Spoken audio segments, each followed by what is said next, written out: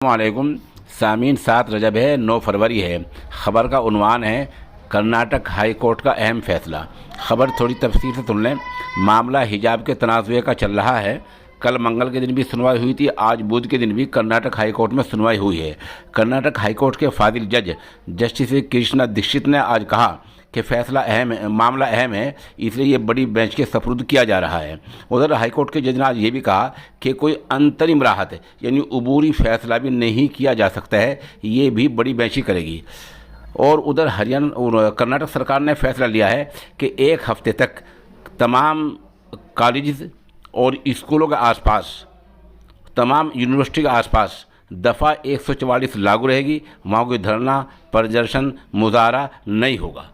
बता दें कि कर्नाटक हाई कोर्ट में हिजाब के मामले को लेकर निसफ दर्जन रिटें दाखिल हैं। उधर कर्नाटक सरकार के एडवोकेट जनरल ने आज कहा, हाई कोर्ट में कहा कि ये रिटें भेजा हैं सरकार ने सवेता, ये हिंदी लफ्ज़ है जिसका मतलब ये है कि जो तंजीमें होती हैं जो स्कूल को चलाते हैं उनको फैसले का इख्तियार दिया है।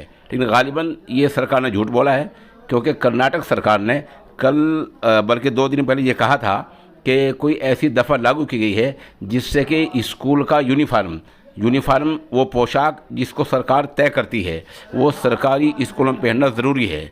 बहरहाल मामला खिंच गया है। अब मामला हाई कोर्ट के जज ने बड़ी बेंच को सौंपने का फैसला किया है। ये आज की ताज़ा खबर है।